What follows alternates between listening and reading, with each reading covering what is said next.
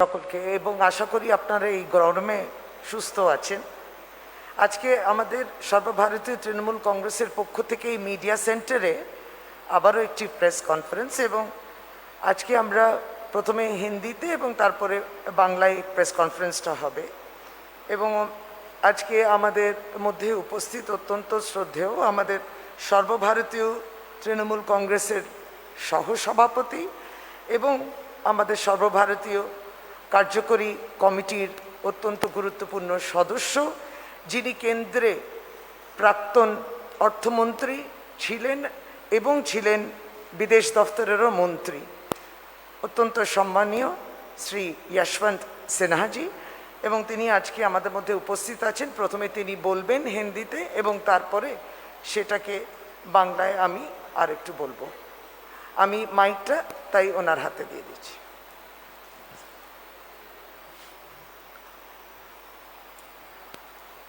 धन्यवाद साथियों। आज सुबह मुझे दिल्ली से एक सूचना प्राप्त हुई।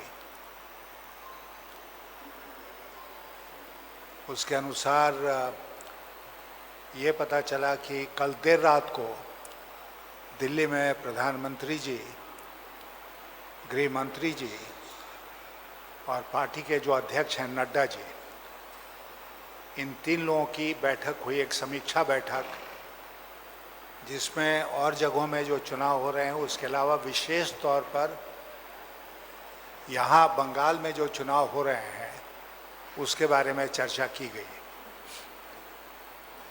और मेरी सूचना के अनुसार चूँकि ये इंटरनल मीटिंग थी, इसमें फ्रैंक एक्सचेंज ऑफ व्यूज़ हुआ, तो ये ट्रॉइका जो है बीजेपी का, वो इस नतीजे पर पहुंचा कि जो 2 फेजेस के चुनाव हुए हैं उसमें उनका परफॉर्मेंस बहुत ही निराशाजनक होने वाला है, और बाकी के जो 6 फेजेस हैं बचे हुए, उसमें वो उनका परफॉर्मेंस वो जानते हैं कि और भी निराशाजनक होगा। अगर कुछ उम्मीद उनको थी तो फर्स्ट 2 फेजेस से थी। तो इस मीटिंग में ये तय किया गया कि आने वाले दिनों में जो वो माइंड गेम्स खेल रहे हैं यहाँ पर, उस माइंड गेम को और भी मजबूत बनाया जाए, और जितना झूठ बोल सकते हैं झूठ की मात्रा को बढ़ाया जाए। और उसी के अंतर्गत आपने देखा होगा कि 3-4 दिनों से जो एक अफवाह भारतीय जनता पार्टी की तरफ से उड़ाया जा रहा था कि ममता बनर्जी कहीं अन्यत्र से चुनाव लड़ेंगी, ऐसा उनके द्वारा कहा जा रहा था। तो उसी के अंतर्गत तो जो कल रात को मीटिंग हुई जिसमें जो फैसला हुआ, उसके अंतर्गत पार्टी के अध्यक्ष नड्डा जी ने एक बार न केवल इस झूठ को दोहराया, सारे कॉन्ट्रडिक्शन के बावजूद, कि ममता जी दोबारा चुनाव लड़ेंगे, बल्कि झूठ में एक और नया मोड़ ये दिया कि उनको ममता जी के निकट सोर्सेस से पता चला है कि वो अन्यत्र किसी और कॉन्स्टिट्यूएंसी से चुनाव का नामांकन दाखिल कर सकती हैं। हम लोग भी तैयार हैं। आने वाले दिनों में बीजेपी की तरफ से झूठ बोलने की ये जो प्रक्रिया है उसको और बढ़ाया जाएगा और तीखा किया जाएगा। माइंड गेम्स को, जनता को मिसलीड करने के लिए तरह तरह के मिथ्या अफवाह फैलाए जाएंगे। और आपके माध्यम से मैं बंगाल की जनता से अपील करना चाहता हूं कि वो विशेष रूप से सावधान रहें इसके लिए। एक दूसरी बात जिसकी ओर मैं आपका ध्यान आकृष्ट करना चाहता था कि अभी हम सब लोगों ने देखा कि असम में क्या हुआ, एक ईवीएम को लेकर वहाँ पर क्या हुआ। अब इसमें जो राज की बात है वो ये है कि जहाँ जहाँ बीजेपी को लग रहा है कि वो चुनाव हार रहे हैं, वहाँ पर वो ये तरीका अपना रहे हैं कि ईवीएम को बदल दिया जाए। जो जिस ईवीएम में सचमुच के वोट पड़े हैं उसको किसी तरह हटाकर और एक ईवीएम जहाँ पर कि बीजेपी को ज़्यादा वोट पहले से डाल रखे हैं उस ईवीएम से रिप्लेस कर दिया जाए। अब एक ये वाकया असम में पकड़ा गया। हम लोगों का शक है कि ये बड़े पैमाने पर असम में भी होगा, हुआ है और बंगाल में भी होगा। और इसीलिए हम लोगों ने अपने कार्यकर्ताओं को ये हिदायत दी है कि वो लोग ईवीएम जब तक स्ट्रांग रूम में जाकर दाखिल नहीं हो जाए तब तक उसके पीछे लगे रहें, ताकि कोई भी ईवीएम रास्ते में रिप्लेस नहीं हो। ये अत्यंत गंभीर मुद्दा है और हम एक बार फिर इलेक्शन कमीशन से निवेदन करेंगे कि इसको गंभीरता से लेते हुए अपनी तरफ से भी इलेक्शन कमीशन ये व्यवस्था करे कि इस तरह की कोई बात, कोई घटना नहीं घटे। फाइनली मैं आपसे ये कहना चाहता हूँ कि नंदीग्राम का चुनाव हो गया, ममता बनर्जी वहाँ से चुनाव भारी बहुमत से जीत चुकी हैं।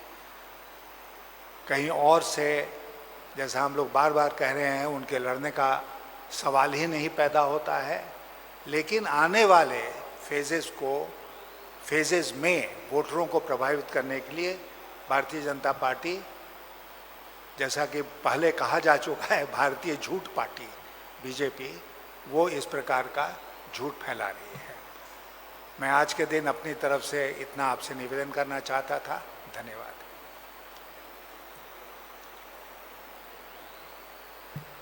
আমরা ধন্যবাদ জানাই মাননীয় আমাদের দলীয় সহসভাপতিকে।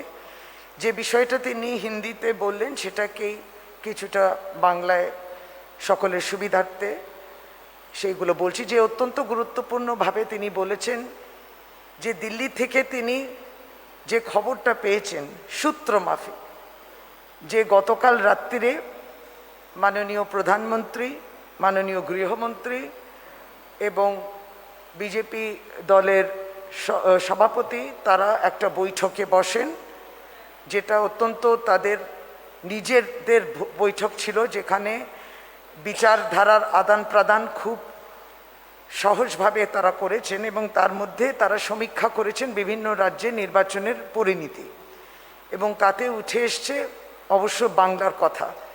এবং দুটি ফেজেতে যতই তারা বাইরে যাই বলুক না কেন, দুটি ফেজেতে, যে প্রথম পর্ব দ্বিতীয় পর্ব সমীক্ষা করে তাদের দুরবস্থা এবং সেই ফেজগুলোতে তাদের না জেতার এই যে বিষয়টা উঠে আসছে, তাদের পারফরমেন্সটা অত্যন্ত পুয়ার ছিল এবং আগামী 6টা ফেজেও সেটা হতে পারে, যার জন্যে তারা কিন্তু এবার আলোচনার মধ্যে যেটা এসছে যে অন্যভাবে মানুষকে, যেটা আমরা বিগত দিনগুলোতেও বলেছি যে fake campaign, false campaign, false news, fake news, এই ধরনের বিষয়তে তারা আরও আস্থা রাখেন এবং সেটাই তারা চেষ্টা করবেন এবং মানুষের মনটাকে প্রভাবিত, মানে যেটা হচ্ছে মানসিকভাবে একটা গেম খেলা, একটা খেলার চেষ্টা করবেন। এবং সেটাই দেখা যাচ্ছে গতকাল তার বহিঃপ্রকাশ পায় যখন তাদের মুখ দিয়ে মমতা বন্দ্যোপাধ্যায় আমাদের নেত্রী আরেকটি সিট খুঁজছেন যেখান থেকে তিনি নমিনেশন সাবমিট করবেন, আরেকবার অন্য জায়গা থেকে লড়বেন। এই যে ডাহা মিথ্যা এবং একটা প্রচার গতকালকেও মিস্টার নাড্ডার মাধ্যমে আমরা দেখেছি। সুতরাং বারংবার একটা মিথ্যে কথা, আমরা এটা খণ্ডন করেছি, আপনারা প্রশ্ন করেছেন। তৎসহ এখন জিনিসটাকে ঘুরিয়ে এমনভাবে বলা যে তিনি নাকি কোনো একটা ইনসাইডার সোর্স পার্টি কিংবা অন্য স্তরে তৃণমূল কংগ্রেসের পার্টি ইনসাইড সোর্স থেকে জেনেছেন এই বিষয়টা। এইগুলো সবই গল্প এবং এই গুজবে যাতে কান না দেয় পশ্চিমবাংলার মানুষ, সেটাই মাননীয় যশবন্ত সিনহাজি বলছিলেন। এবং আবারও এই মাইন্ড গেমসের উপরে, অর্থাৎ মানসিকভাবে পাবলিককে বাধ্য করবে একটা দিশার একটা পথে চালিত করার চেষ্টা, তার থেকে সাবধান থাকা। দ্বিতীয়ত অত্যন্ত গুরুত্বপূর্ণ যেটা আমাদের নজর যেন থাকে, আসামে ইভিএমের বাক্স, ইভিএমে ব্যালট বক্সটা একেবারেই পাল্টে দেওয়ার এই ঘটনাটা টিপ অফ দি আইসবার্গ হতে পারে। বরফের অধিকাংশটা দেখা যাচ্ছে জলের তলে, আমরা শুধু উপরটা দেখলাম। অর্থাৎ অসাধু উপায় ব্যবহার করাচ্ছে এই নির্বাচনে, বহুদিন আমরা বলছি। এই অসাধু উপায়ের মধ্যে একেবারেই আপনাদের মাধ্যমে আমরা যেটা প্রকাশ পেলাম, ইভিএমে এর ঘটনা, যেখানে পুরোপুরি বাক্সটা যেখানে দেখা যাচ্ছে হয়তো বিজেপি মনে করছে তাদের ভোটটা পড়েনি তাদের পক্ষে, সেই বাক্স বদল করার এই ঘটনাটা আসামে দেখলাম। আর কোথায় কোথায় হয়েছে জানি, সেটা ইতিমধ্যে হয়েছে, আর বাংলায় তারা সেই চেষ্টা করছে কিনা। সুতরাং একটা দলের স্তর থেকে তিনি সহসভাপতি, আমাদের সভানেত্রীও বলেছেন, আমাদের যারা সহযোদ্ধারা পোলিং এজেন্টস রয়েছে তারা যেন চোখে চোখে রাখেন যতক্ষণ না ইভিএম মেশিনটা গার্ড রুমে ঢুকছে, অর্থাৎ স্ট্রং রুমে ঢুকছে। আমরা এটাও অনুরোধ করেছি চিফ ইলেকটোরাল অফিসার নির্বাচন কমিশনকে যে বিষয়টা গুরুত্ব সহকারে দেখা। মোটামুটি নন্দীগ্রাম দিদি জিতছেন এবং কমফোর্টেবলি জিততেন, মানে সহজে সুন্দরভাবে মানুষের ভোটে জিতছেন। আর ভারতীয় জনতা পার্টি এটাকে কিভাবে অন্য ব্যাখ্যা দেওয়ার চেষ্টা করছে সেটা আমরা জানছি। তাই আবারও আপনারা সকলে ভালো থাকুন। এই তিনটি বিষয় আজকে আপনাদের সামনে শ্রী যশবন্ত সিনহাজি উত্থাপন করলেন, যেটা বাংলায় আমি অনুবাদ করে দিলাম। एक और बात कह के मैं इसमें कुछ जोड़ना चाहता हूँ, वो ये है कि ये झूठ की पढ़ाई जो है ये पॉलिटिकल साइंस में नहीं पढ़ाई जाती है। मैंने भी पॉलिटिकल साइंस में किया, पढ़ाया भी पटना विश्वविद्यालय में, लेकिन उस पॉलिटिकल साइंस में इसकी पढ़ाई नहीं होती है। शायद मोदी जी ने जो एंटायर पॉलिटिकल साइंस में किया है, जो उनके पास फर्जी डिग्री है एंटायर पॉलिटिकल साइंस, उसमें इस तरह की पढ़ाई होती होगी। যদি কোনো প্রশ্ন থাকে আপনার প্রশ্ন করতে পারেন।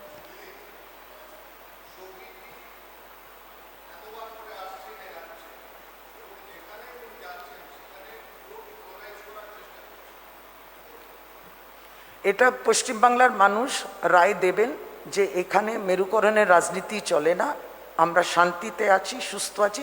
মমতা বন্দ্যোপাধ্যায় রায়দিঘিতে তার যে বক্তব্য তিনি রেখেছেন তাতে কিন্তু সুন্দরভাবে বলেছেন যে যদি আইন এবং শান্তি আমরা চাই তাহলে বিজেপিকে কিন্তু এখানে জায়গা করা যায় না, কারণ এখানে দাঙ্গা লাগানোর কিন্তু কোনো রকম পশ্চিমবাংলার মানুষ সেটাকে মানে তার পক্ষে নেই। সুতরাং যোগী আদিত্যনাথ চেষ্টা করছেন ওই একই মেরুকরণ, মানুষের মধ্যে বিভাজন, ধর্মের খাতে বিভাজন, এটা কিন্তু নাশত করে দেবেন এখানকার মানুষ।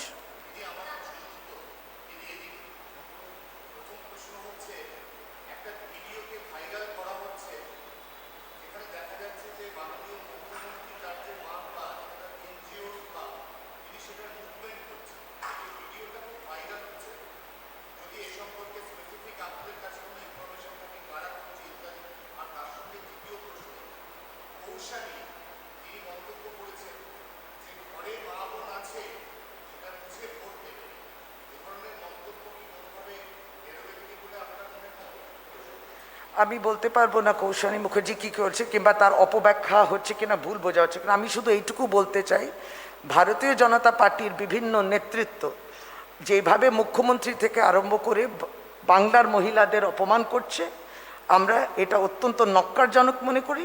বাংলার মেয়েকে, বাংলার মায়েদের সম্মান করতে শিখুন। এইটা পুনরায় বিভিন্নভাবে তারা বলছেন, সেটা কিন্তু গ্রহণযোগ্য নয় এবং বারবার আমরা এটা প্রতিক্রিয়া দিতে পারবো না। বাংলার মেয়েরা মায়েরা অপমানিত, তাদেরকে অপমান করার তাদের অধিকার নেই।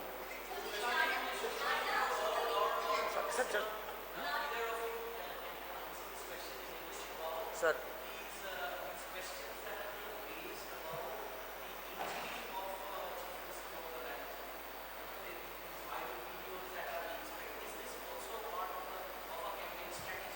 it is part of the major untruth campaign that the BJP has launched in order to influence the voters. And as far as this issue is concerned, they have targeted the wrong issue, because if the injury is faked, then a whole lot of people are involved, including eminent doctors of an eminent hospital. Everyone is involved. It's only BJP which is capable of speaking an untruth of this kind or spreading an untruth of this kind. So I have no doubt in my mind that they are behind all this.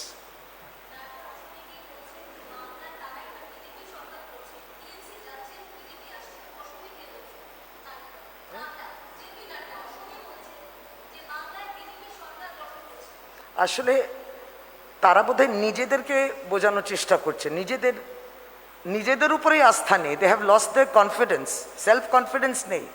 তাই জন্যে বারবারই ওই এক কথা যে আমরা জিতছি।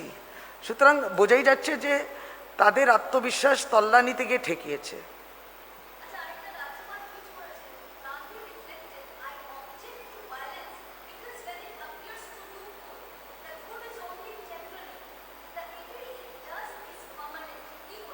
কে বলছেন? না, মাননীয় রাজ্যপাল নিশ্চয়ই আসামের ইভিএম ঘটনাটাও দেখছেন, নিশ্চয়ই যেভাবে আইন শৃঙ্খলা বিশৃঙ্খলা তৈরি করার চেষ্টা করছেন ভারতীয় জনতা পার্টি, সেগুলোও দেখছেন। আমার মনে হয় সেগুলো নিয়েও উনি টুইট করা উচিত।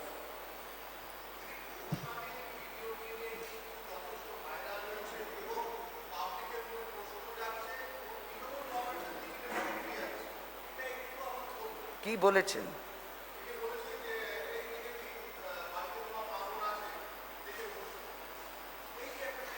আমার মনে হয় উনি বলার চেষ্টা করছেন বিজেপি সবসময় মা বোনেদের তো অপমান করে, তো তাই বিজেপি পরিবারে তো মা বোন আছেন, সুতরাং তাদের দিকে দেখুন, আমার মা বোন আমার, আর অন্যের মা বোনকে অপমান করব, আমার ধারণা এটাই তিনি বলার চেষ্টা করছেন। ধন্যবাদ।